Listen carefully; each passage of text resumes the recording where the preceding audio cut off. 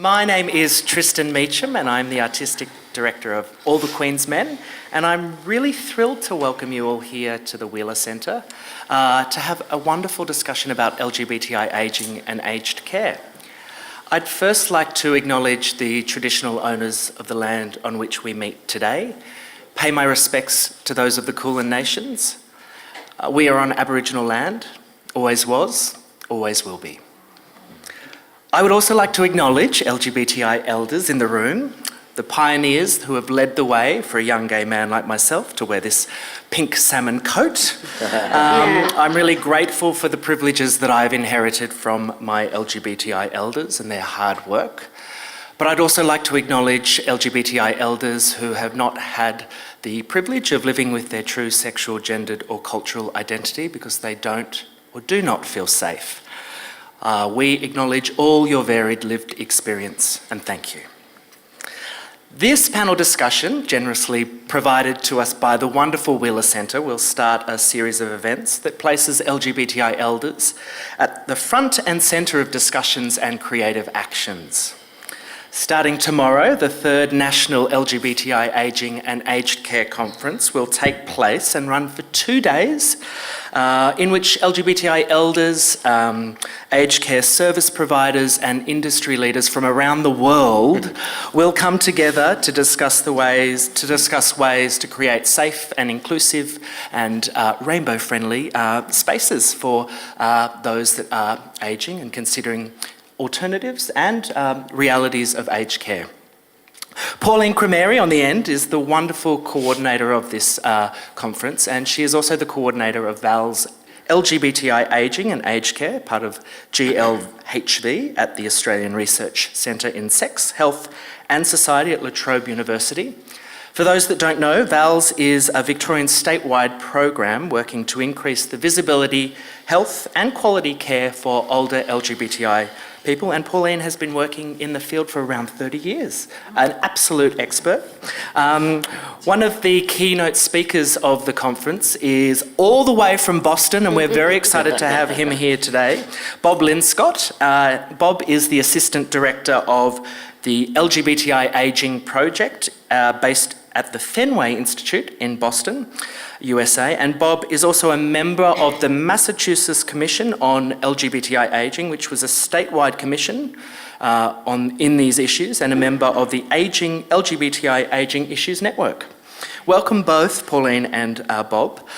To conclude the conference, there will be a unique inaugural event held at the Melbourne Town Hall called the Coming Back Out Ball, an event very near and dear to my heart, which will celebrate lesbian, gay, bisexual, trans and intersex elders. This rainbow event will be a takeover of the Melbourne Town Hall, hosted by the one and only Robin Archer. The event is free for LGBTI elders to attend, and at this stage I think we've just sold out. Over 500 people will attend this event that we hope becomes a regular on the Melbourne social calendar, quite frankly. There'll be amazing performances from Robin Archer, Carlotta, Jerry Connolly, Deborah Cheatham, and our panellist here today, Lois Weaver.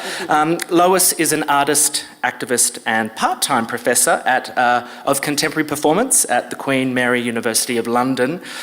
She was the co-founder of Spider-Woman Theatre, WOW, the artistic director of Gay Sweatshop in London, and she's been a writer, director and absolute amazing performer with Peggy Shaw and Split Britches since 1980. It's a real honour to welcome you here today.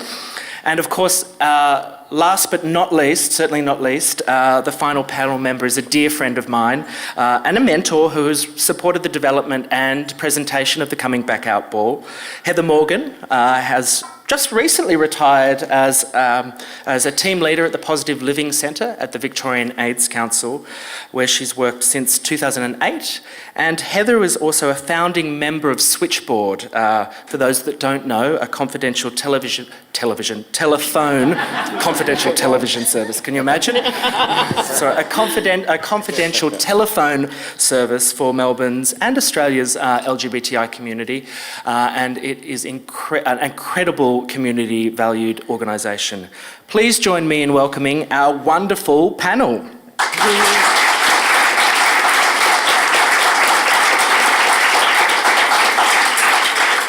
So we're going to jump in straight to some pretty big, bold questions, and I'll offer this to the whole panel, actually, for your thoughts.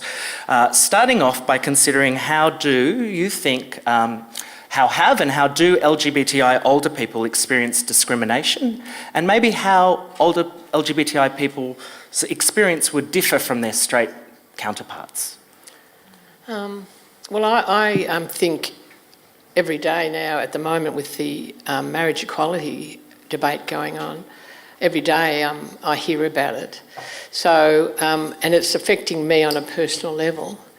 I think personal relationships, I always remember how they differ. I remember when I was working, I've been very fortunate in my work life that I've been able to be out as a lesbian. But for a lot of people I know, that hasn't been the case. And I always remember a story or meeting someone who her partner had died and they'd been together in a long-term relationship for about 25 years. But when she went to work, people didn't understand how that felt because she was just a friend. You know, so that type of thing always reminds me of how privileged I've been, but you know, that's how we differ in a lot of ways, I think. I'm not sure about other people. I mean, one of the things I think about is place, you know, because in this sort of, you know, heterosexual, conventional family setup, the place of the gathering is the home. And while we all have homes, we don't have that same sense of that sort of, you know, nuclear family that grows out in these layers. And so what happens to our place of gathering? And, you know, for loads of us who came out in the bars, you know, and then you got a little bit too old and you just didn't feel like going to the bar, there was just no place to gather. Where is that place to get together and be in community with each other? And so I think that the issue around isolation, which is an issue for aging populations in general, is particularly harsh on us as LGBTI people because our need for gathering and our abilities to gather are slightly more challenged. Pauline and Bob, maybe also you'd be able to give us a little bit of context as well in terms of the discrimination specifically in an aged care context as well. Well, I think access to services, knowledge of services and the way services are communicated by mainstream aged care service providers isn't always equal. And I think, you know, we often talk about, and similarly to what Lois was mentioning, informal supports that many people in the community have, informal aged care supports, which is often your family and your friends. And many older LGBTI people don't have that as they age, which means they don't have someone that can necessarily step in and help them, but they also perhaps don't have someone who can broker services for them to ensure that they can remain living in the community and be supported and be independent and happy in their home. And I think, you know, I would just add to that too, that everyone knows that aging is challenging. I can't remember who it was that said, you know, aging isn't for sissies. And so here's the reality of the challenge of aging, and so of all times that you need as many supports around you, you know, family and partner, children, all these different things, that's missing for our LGBTQI elders.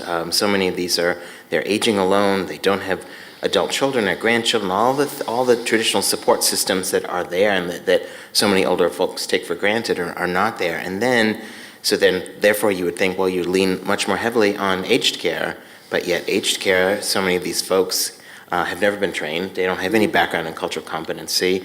Some of the people that are hired come from countries, at least in what we face in the United States, they come from countries where homosexuality is against the law or is immoral, and so these people take it upon themselves to try and convert them or change or, you know, read the Bible and whatever. So there's just so many challenges still present. I think also an interesting thing is that obviously people are coming out at various ages as well. That's not the assumption that just because you're a younger person that you're in touch with your true identity, whatever form that is. So there's an interesting conversation to also have with older LGBTI people who are wanting to come out at later age, transitioning from their sexual, gendered or cultural identities, and what impact that has within these contexts as well.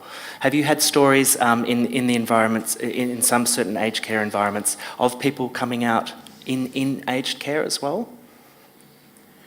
Yeah, I think, one of the things that we've seen is that there are some folks that some of our clients have, they didn't have a lot of choices when they were coming of age, and many went into traditional heterosexual relationships just for fear of being found out, and stayed committed and faithful to their spouses until their spouses passed.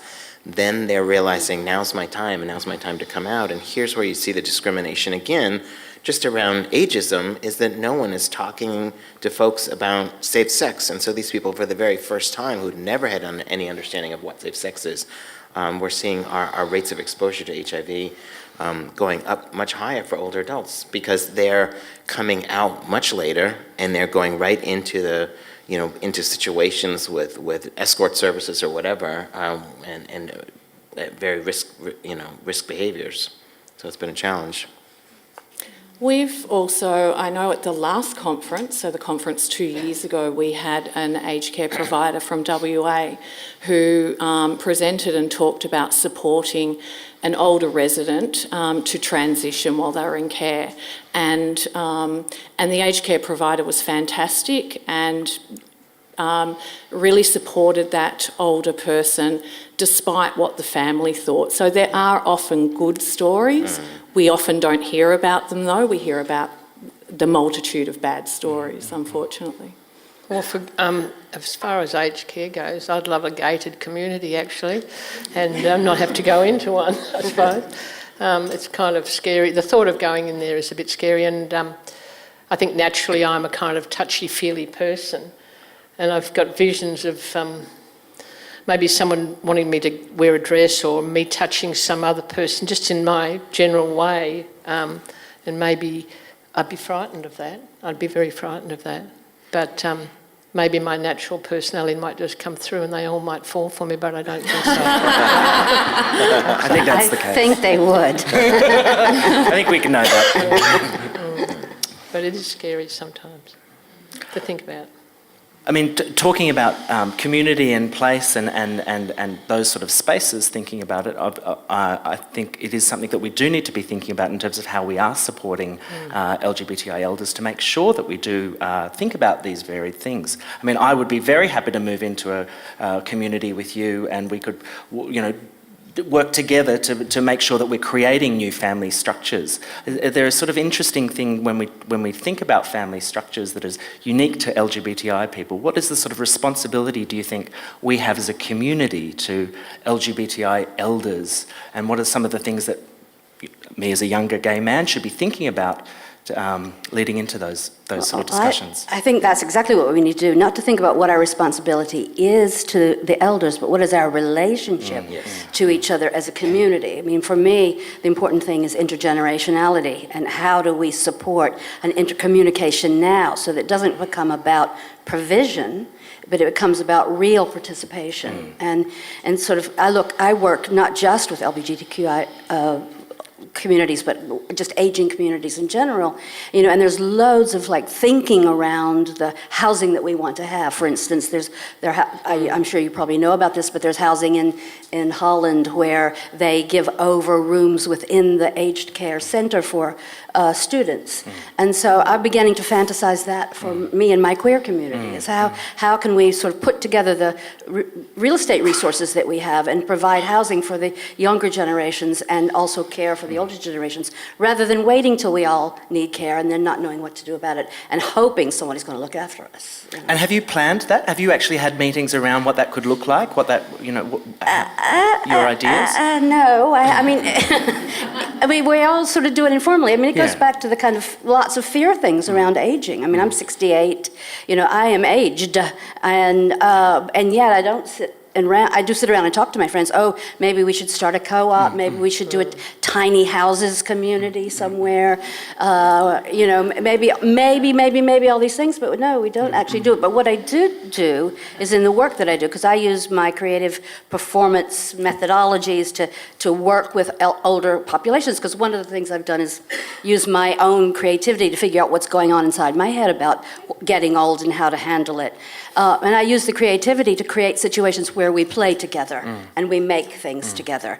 And that starts to build a kind of relationship for people to then maybe move on into those kind of intergenerational support teams. But I have started something called Tammy Town, where I'm hoping that it can be an online kind of community for all of us to play and help each other. But I'm not actually doing it for myself, no. I just want to say about the intergenerational stuff, I feel like that is the next level of activism in the community. There was so much activism with our elders out of just getting basic rights and visibility generations ago. Now, the next level of activism is breaking down those silos, and those silos don't exist just in the LGBTQI community. They're all across society of, breaking the, race. We have our, one group here, youth here, elders here, black here, white here, all of this, men here, women here, and it takes some activism breaking those down, because what will the LGBTQI community look like when age no longer divides us? And I think we have to really instill possibilities in people about what caring across the generations means. And I think it's really sad. I do a lot of work bringing youth in, and they're so excited to be here, but you also have to realize that there's a lot of fear and a lot of apprehension, because most people, at least in the States, the only experience they have with older adults is, besides their own grandparent, is maybe the little old lady across the street that they shovel for in the winter. That's it.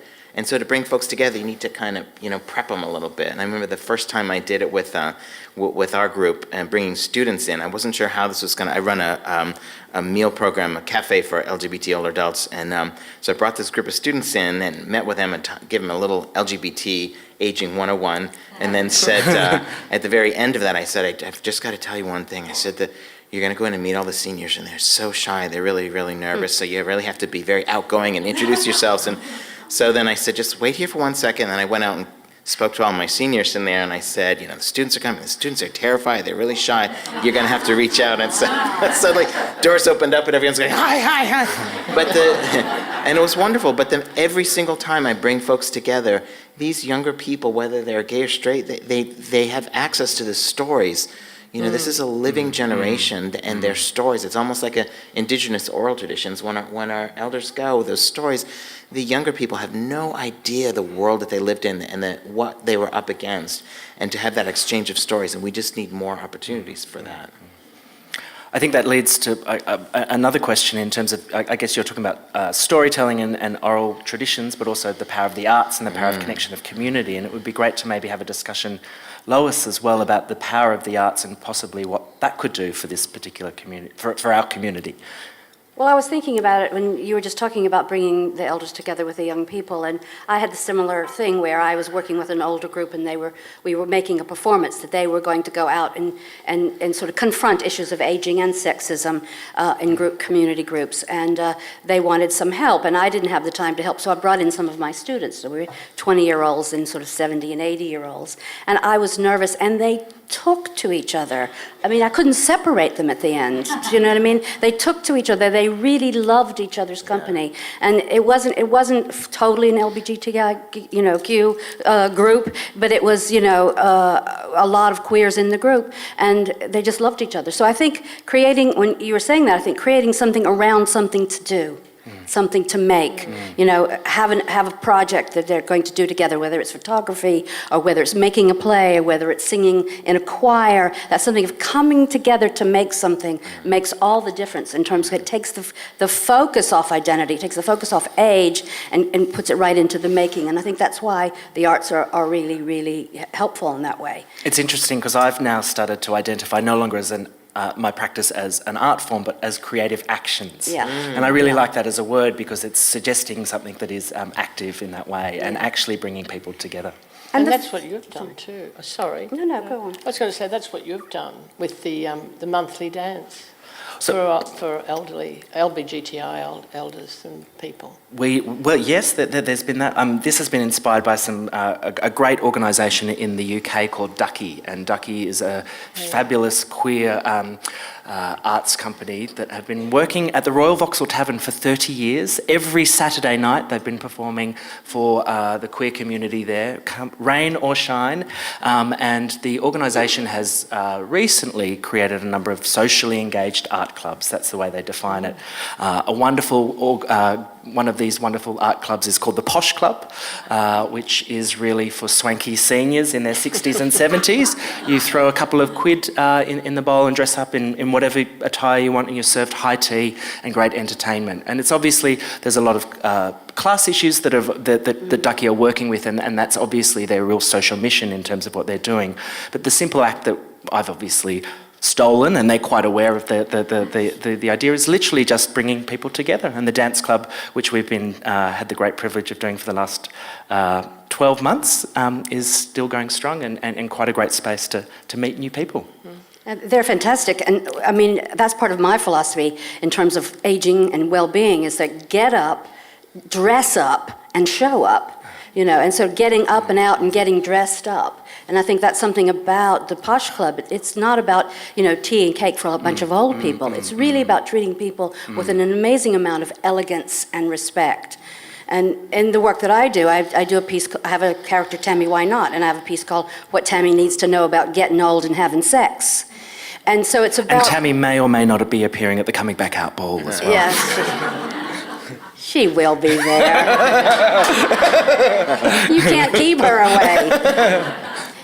Anyway, but it's about being able to address those issues that younger gatekeepers sometimes want to keep people, keep us away from those issues or those very, taboo topics, but to sort of go with them and provide the beautiful, elegant, risky, adult activities and entertainment that we all deserve. And I think that's what the arts can do. And it can make you feel better if you do it and you go there. And I think the other piece about the arts that needs to be mentioned is that I hate to stereotype us, but the arts was such a lifeblood for so many LGBTQI older adults. The passion in the theater and music and song, all that stuff. And now it becomes an incredible tool because we're working against social isolation and people who are just withdrawn further and further from society and social engagement. And when you do things with the arts, it's bringing them out. And also to create spaces that are age positive. The club scene, you become invisible after the ripe old age of 30. You drop off the radar screen. And so folks feel, and as you mentioned earlier, that was people's whole social network was based around going to the bars. And when you can't go there anymore, and so I think it's fantastic what you're doing and giving people an opportunity to come and be their authentic aged self, and in a dance space and social and art space, I think is so necessary in society today. Are there other... sorry. Yeah, I think it's really important that aged care service providers also start to think outside the box in terms of the programs and activities that they can provide, both community aged care programs but also residential aged care programs, to ensure that what they're doing, the activities they're providing are inclusive and are provided for a range of people who might be utilising their services, and that those activities and programs are also safe. And also I think funding bodies need to be innovative in what they fund and the types of programs that they fund for older LGBTI people or the community more broadly. It does become a provocation also for a younger generation in terms of that. How do we create different spaces? The arts seem like for me, I think there is a significant power in the arts in terms of what it can do, and it's often not really given the status that it actually can do in terms of bringing together community. And obviously LGBTI community is such an important part of what we do. Heather, are there other spaces that you've worked with, for example, in terms of what the establishment of Switchboard, which has been such an amazing, I guess, not a virtual community, but I said a television community, but a telephone community. What are the other sort of support structures that we need to be thinking about? Well, I think that Switchboard actually has started a program Out and About. Yes. So they've been connecting people, older people, with people in the community who are quite isolated, who ideally we'd like the nursing homes and places would be open to a whole lot of different changes. But I think part of that's going to be a difficult journey. I don't think it's all going to happen overnight. But this program is that you get connected up with somebody who are quite isolated, and you get to know that person. You get matched up with someone who you have maybe like-minded. When that program first started up, what the coordinator was telling me that she would go to nursing homes and say, look, this is the program. You might have some LGBTI people, in your residence, and they'd say, "Oh no, we don't have anyone like that." And that's shocking, but that's the reality. And but it has got a bit better. So people are matched up, and we go visit. I've been to someone's 70th birthday. I was older than that person, so I knew all about it.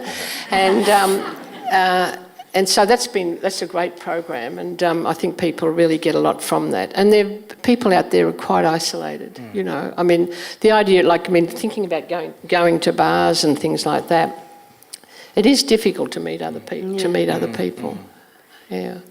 I know of an initiative in the UK. I mean, there as well as in the United States, the whole aged care is very commercialised. It's really a business. And there's one particular business that has care homes all over the UK, and they have created an LGBTQI organisation and group that makes regular visits to the care homes, spends the afternoon there, talks to people, gently sort of gets to know the residents enough to find out who might be members of the community within that community, and then goes back and visits with them. So it's not so quite as one-to-one as that, but it's a little bit more widespread, because it's actually sort of looking out for and finding them and then caring for them. Yeah. We get that question all the time. I mean, when people, it's one of the final frontiers is the residential area. You and I were talking about that before. Is the folks that are in there that are just so isolated, and management of these facilities would say, oh, we don't have any here. But then when we started doing cultural competency training to ombuds folks and volunteers, suddenly we start saying, oh yeah, this person's here, and this person's over here, and this person's here. Just a little bit of sensitivity opens up people's eyes and realize they are there. There's just a great number there's such a fear of adding themselves, especially in a residential setting. Yeah. The fear is tremendous. Yeah. I think things are slowly changing. I'd like to hope they are slowly changing. Over the last 10 years, we've had a range of reforms in Australia with the Aged Care Act and the amendment of older LGBTI people being a special needs group, the National LGBTI Ageing and Aged Care strategy in Victoria, diversity planning and practice, which sees community aged care providers having to actually develop actions and initiatives. We've got the Rainbow Tick program, of course, and we have seen in the uptake of interest in obtaining the Rainbow Tick, particularly strong around aged care and aged care providers. And hopefully that will continue to grow. And I think, as we're moving into consumer-directed care, and I suspect that there's going to be a whole range of people over the next few decades that are going to demand that services are LGBTI inclusive and aware. And there's been a lot of work done with services and with staff, but it's also, some of the other challenges are often with other residents in aged care facilities, but also that home has traditionally been the safe place, and by needing to invite aged care providers to come into your home to support you may mean that safe place is potentially violated. But I have hope. I think there is change happening, and like the Pantene ad says, it won't happen overnight, but hopefully it will happen. Yeah. It's not the case. I've been trying to grow this hair for a long, long time. I guess turning our awareness obviously to the current political debacle that's happening, and I will spend a little bit of time just wanting to have a conversation around perhaps what the marriage equality debate is having and the impact specifically for older LGBTI people. We've had a lot of conversations I know a lot of younger people in relation to, from the community in relation to this, and I'd be really interested about your thoughts about how this is affecting our older LGBTI community. Well, I'm outraged, to be honest. I think it's appalling that, what can we say in here? Can we say anything that won't get out of here? We are Because- recording, we are recording. We are recording it, okay. I'm trying not to swear, but, the Marriage Act, I mean, this is not about the Marriage Act. This is, I went back to Switchboard because what happened when I was involved in Switchboard in the early days, it was 94 it was started, early 90s, anyway, it was a long time ago. And that I became an activist then, and then it's kind of petered off as I've got older, and I've been working at VAG, which has been wonderful. But I've got to be careful not to get too outraged because we've got to go along with this survey. It's a survey that they're doing, and John Howard brought this pushed it through Parliament, and then had the gall to say that only parliamentarians could do it. And now we've got to do this, just write it, yes or no. I want to swear then. That's okay. That's okay. I think you're allowed to swear, Heather. Okay. Yeah, no, I think, it's like coming back. There was the 90s and now we're in 2017 and we're still fighting. But it's, it's a good fight. We're going to win this one. I mean, we recently at the dance club had a lot of media attention, and some interviewers came and asked some of the wonderful guests that came, what do you think about marriage?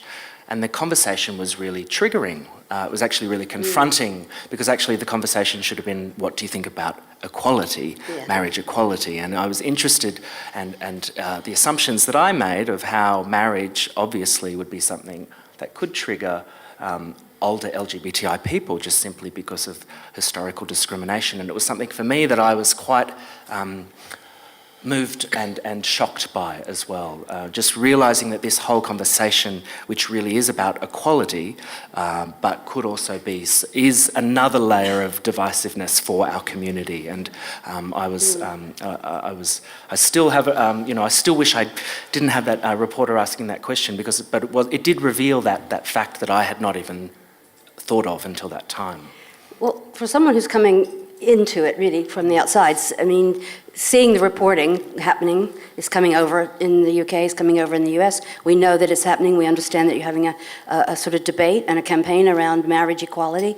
But coming here and actually arriving here and realizing what actually is going on, and the sort of emotionality of it, and the sort of tenderness and soreness of this issue, when it really feels like, in lots of ways to me, and this is a very uninformed response, is that people don't really understand what they're voting for.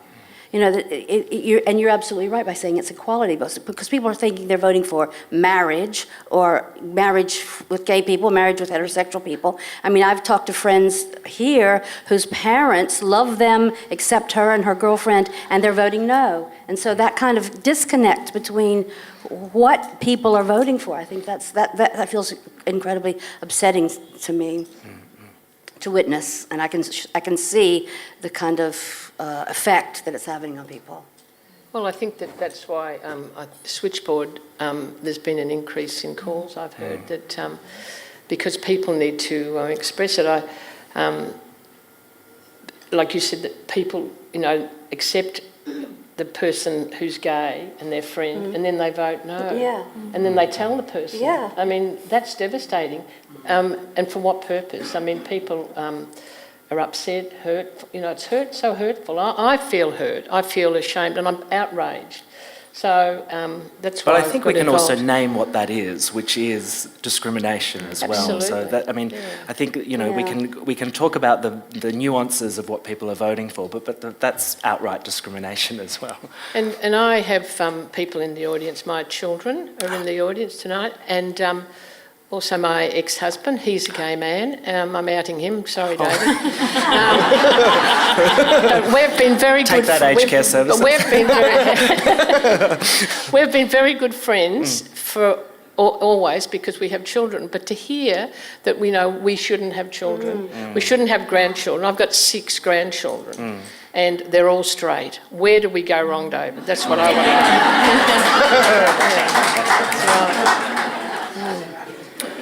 I hope I can speak as the ghost of Christmas. What is the ghost of Christmas future, whatever, coming from the land where there is marriage equality. that it, when you do get there, for so many of our folks, regardless of age, they finally have felt like for the first time they are full citizen and fully accepted, and it's incredible. My words of advice during this time for you is that it is, it's gut-wrenching when it feels like your dirty laundry is being dragged through on a daily basis, and it was almost too much to bear for some of our older adults to go through, and we would have to sit through these congressional conventions. Massachusetts was the first state to allow same-sex marriage or marriage equality, and but then immediately, amendment was, they were going to change the Constitution to be marriage was one man and one woman. And to have to go through those congressional conventions and to listen to all that every single time felt like you were just literally physically beaten up. And to the point where I just would really caution our elders that, do you want to go through this again? Do you want to put yourself through all that? Because it's so much. But, the payoff is, we will all get there. We absolutely will. But it's a great opportunity because you feel in so many ways finally for the first time accepted and equal. Did you see the article the notice on Facebook about the two 90-year-old lesbians in Michigan who got married this past weekend? After 70 years of being together, they finally got married. Yeah. And I will say, too, that for us, our elders were like the secret Trojan horse that really kind of drove marriage equality, because so many people were not believing. Some of our strongest advocates, the people against us, were just thinking this isn't real. There's no such thing as long-term relationships. And then to see the people that had been in committed relationships against all odds, for 40, 50 years, and to be able to say that these are like, how can you say no to two grandmothers who have been together this long? So that really kind of helped change hearts and minds for us. Important to note that we do have a celebrant on the stage, just in case anyone is interested in joining together when we can. Good to know, good to know. And I actually thought of doing my celebrant course as well this time, but my hope is that I will only be engaging in divorces. So we'll have two people that want to divorce, and they'll have to walk backwards down the aisle, and I'll officiate all of that just in my little way of protesting and activism as well. We have about 20 minutes now for some questions from the audience, and we would really love if there are some people that could... We have some mics from the Wheeler Centre. And we want to extend the invitation, the creative action over to you in the audience. Is there anyone that would like to ask this wonderful panel a question? Hi. I'd like to ask the panel for some suggestions about activities for older LGBTI people that are specifically programmed for during daytime hours as distinct from nighttime hours. And that's a bit of criticism about your dance club. I'm sorry about that, but that's the way it is. So that's my question. What about some things during the daytime? I think Bob could probably talk about Cafe Emmanuel and all the programs that are occurring in Boston. And hopefully one day we can replicate some of those services here in Melbourne. Yeah, I'm going to be talking about this tomorrow at the conference, but what we've done in Massachusetts, excuse me, is after we've gone and changed our elder service providers changed. Well, I guess we are changed. Wave a magic wand and you're changed and you're culturally competent. But once they've done the training, you can't just slap a rainbow sticker on the door and say, okay, great, you're finished, and watch the LGBTQI elders line up to come and get services. No, it doesn't work. Then you need another whole commitment around outreach and engagement. And one of the programs that we have realized, that one of the models is to create community meals programs for LGBT older adults that happen during the daytime. And in the absence of having an LGBTQI senior center, these meal programs have become themselves like an ad hoc LGBT senior center. So, in one of the ones that I run, it begins with a book group, and they read books together, and then there's a music program, and then we have interns from different social work universities around us. So it's become quite a hub, and so it has really engaged and connected people unlike we've seen before. And so that has been a model that has taken over all across the state of Massachusetts, and we're starting to see those. We've done some trainings around the country, so those have been, so hopefully now, if I talk enough here, we'll get some of these in Australia as well too, because it's a wonderful opportunity to, and what happens to these, not just the social opportunities for LGBTI older adults, it is the partnership with these cafes are sponsored by the aged care organizations, so that the LGBTQI folks now know where to go when they need services, because that's always been the biggest fear, to how do they access the services. So two things are happening, and they're getting connected with the services and resources they need, but also they're getting connected socially. And that's something that, having worked at the Victorian AIDS Council, we're getting more involved in the wider community. And even though I've retired, I've still got a little bit of stuff going on there. I can actually talk to a few people that I know, and maybe that's an area that I'd be very interested in. I might talk to you a bit more about that, Bob. I will add to this too, and what's interesting is that one of the challenges that we have faced is that a lot of the activities and programs that other senior centers that are doing just have no interest. Our LGBT elders have just been, they've been a much savvier group. So the programming has been completely different, and to try and find something that makes that draw. One of the other areas that has really taken off has been around lifelong learning institutes for LGBTI older adults, and those have been magnets, because people are still learning and growing. We're all perpetual students, and so to tap into that intellectual pursuits, and again, those are absolutely offered in the day. Those classes are all offered in the daytime too, because people just don't want to go out at night. It's much more challenging. I think too, from a long history of working in community aged care and in local government, hopefully you'll be able to inspire some people tomorrow at the conference to think a little bit differently about how they might put their dollars into some of those programs in the community, so that we see, maybe there isn't a specific program, but services and activity programs look a little bit more broadly and incorporate a range of programs that may have, a day that is something for older LGBTI people. So you work it tomorrow, Bob. Hi. So I work in aged care, and I participated in a workshop which was called A Forum for Multicultural, Multi-Faith LGBTIQ Communities. It was hosted by AGMC, and we came together to understand what everyone is doing in the sector. And at that space, there was a really small voice of aged care services available specifically to the community. I know exactly the program you're talking about, community visiting, which is what I work in. But from that forum, there was a really strong thought around or need for cultural competency. So within Australia, within Victoria, do we have a leading organisation that can deliver that to our aged care facilities, to our organisations, to make what we want in our heads a reality in our lives? Over the last couple of years, as a result of the National LGBTI Ageing and Aged Care Strategy, the federal government puts some funds towards the rollout of aged care training, and both TGV and GLHV provided that training in Victoria, and a range of other providers throughout Australia also provided training to the sector.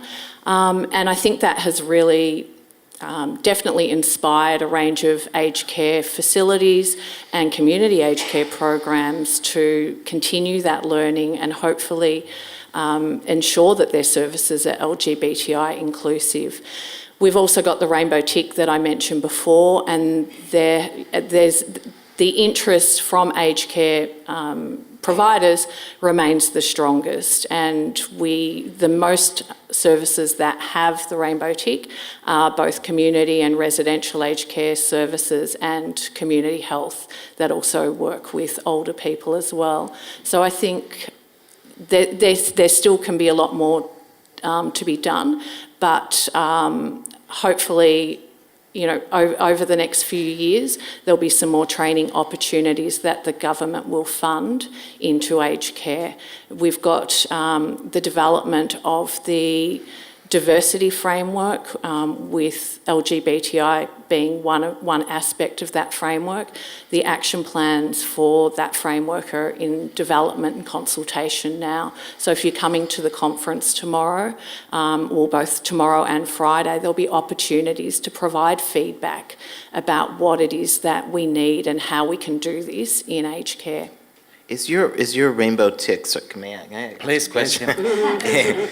Is your rainbow tick? Is your cultural competency training? Is that voluntary for aged care services, or is it mandatory? At this point in time, it's voluntary, but we're hoping that there'll be some changes to some of the quality programs which mandate that all aged care providers have to undertake cultural competency training or LGBTI inclusivity training. In Victoria, under the Community Aged Care Program, now called the Commonwealth Home Support Program, but since 2012, and Victoria were a leader in this, all aged care services had to report on all community aged care services had to report on what they were doing in terms of a range of diversity characteristics, and LGBTI has been part of that diversity planning and practice since 2012, and I work quite closely with diversity advisors who work with the range of providers in the community, and again, LGBTI is the area that most aged care service providers put their hand up to want to know more about. So yeah, changes are coming. It may not happen overnight, but yeah. Hi, I'm a member of a group of about 18 lesbians over 50, and we're looking at creating a co-housing community in rural Victoria. It's a question for Tammy, why not? No. I was wondering... Will I come live with you? Yeah, you'd be most welcome. But I wondered whether you've seen or visited the Older Women's Co-housing group, Ouch, in the UK. I have seen them. I haven't actually visited the site, but I was in a conference where they were presenting just at the moment that they were finishing off their houses. And this is a group of women who got together who, granted, they had some resources. They owned some property themselves. They were retired professional women, so they had some resources. They pooled those resources and they worked together. Maybe you know the story even better than I do. They worked together with designers and community planners, and they created a center, basically, of individual units for each of them to own and to live in, but they also provided, as a part of that, a certain amount of social housing for people to be housed in who didn't have the same kind of money to invest in the property themselves. And it's a fantastic, older women's, I can't remember, co-housing, right. It's really worth having a look at. They're a great group. And yes, I will come and live at your place. And I want to come as well. Yeah. We're seeing a new model starting to rise in our area in Massachusetts, which is, believe it or not, based on the Golden Girls, if you remember the Golden Girls.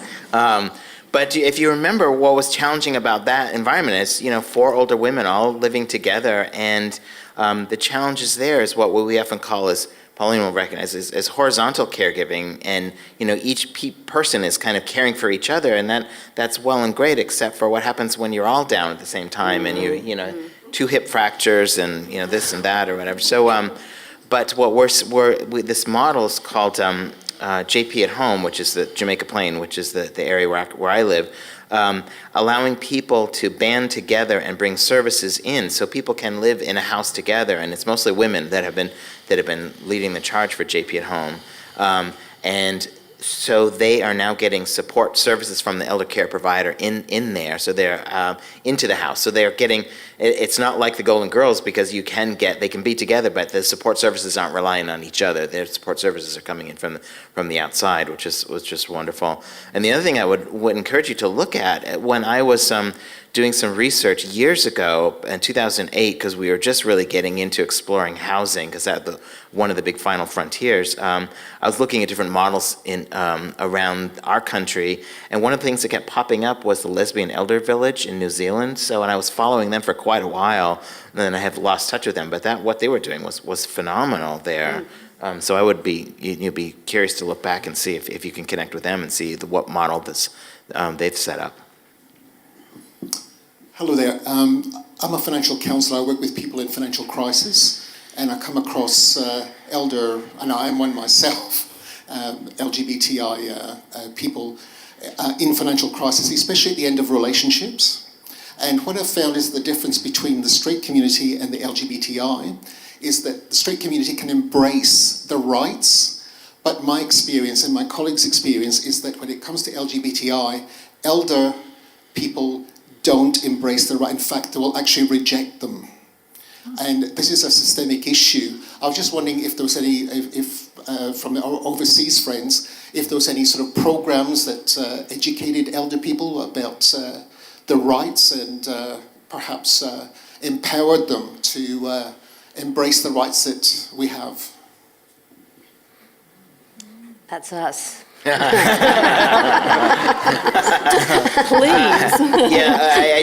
What I can add to that is that we have a series of programs that we bring around everywhere, and one of them is legal planning for LGBTI elders, because one of the things that pops up a lot is people have just not done the any kind of will, healthcare proxies, durable power of attorneys.